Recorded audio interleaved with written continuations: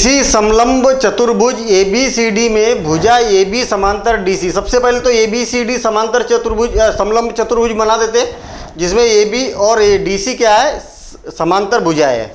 तो मैंने बना दिया ये समलंब चतुर्भुज, और समलंब चतुर्भुज में ये दोनों भुजाएं समांतर है। इसका नाम दे देते हम ABCD। और ये असमांतर रेखाएं हैं, ये दोनों असमांतर रेखाएं हैं। अच्छा, यहाँ तक काम हो गया। समलंब चतुर्भुज के विकर्ण एक दूसरे को O पर प्रतिच्छेद करते हैं। इसके जो विकर्ण है, एक विकर्ण तो ये हो गया, दूसरा विकर्ण ये हो गया, और ये दोनों O पर प्रतिच्छेद करते हैं। यहाँ पर O पर प्रतिच्छेद भी हो गए। तो सिद्ध कीजिए कि OA बटे OC, OA बटे OC बराबर से BO बटे OD। यहाँ पर क्या सिद्ध करना है कि इस भुजा का और इस भुजा का अनुपात इस भुजा और इस भुजा के अनुपात के बराबर है, ये हमें सिद्ध करना है। तो हम क्या करते हैं, रचना करते हैं। यहाँ पर O को DC के पैरेलल या AB के पैरेलल हम एक ऐसी समांतर रेखा बना देते। ये यहाँ पर एक समांतर रेखा खींच देते और इसका नाम दे देते, D तक पहुँच गए तो E नाम दे देते। हमने रचना की, यहाँ पर डैश डैश से करेंगे रचना कि DC के समांतर OE एक रेखा खींची जो AD पर E बिंदु पर मिलती है।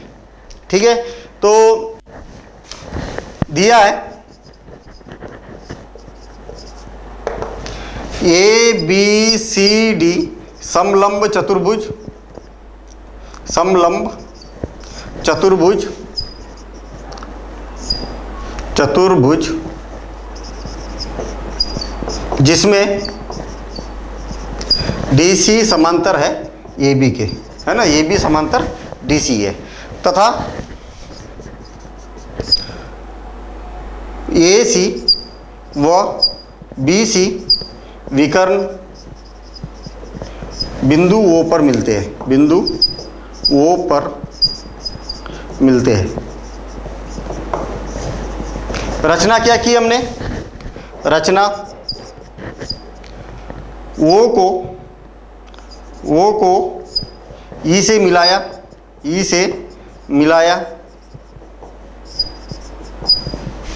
इस प्रकार मिलाया, है ना, इस प्रकार मिलाया, इस प्रकार मिलाते हैं कि OE समांतर है CD के। अब हमें सिद्ध क्या करना है, ये करना है सिद्ध करना है कि AO बटे OC बराबर से BO बटे OD। रचना उत्पत्ति,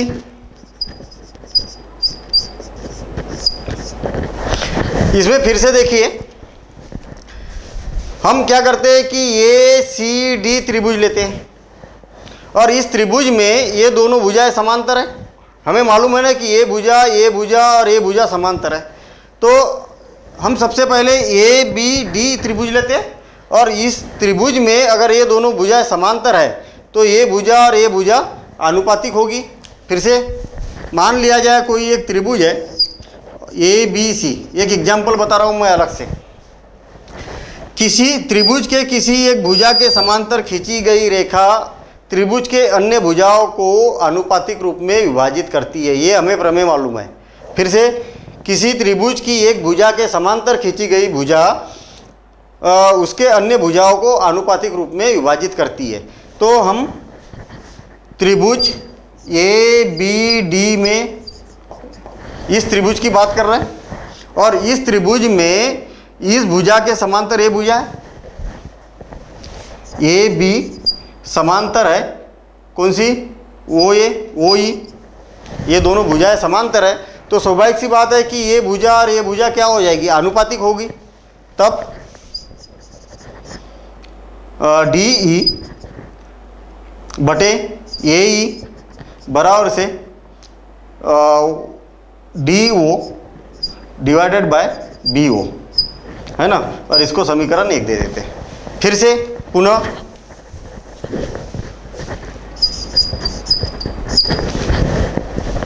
इस त्रिभुज में लेते हम ये वाला त्रिभुज, और इस त्रिभुज में भी हम देखेंगे कि ये भुजा और ये भुजा क्या है, समांतर है।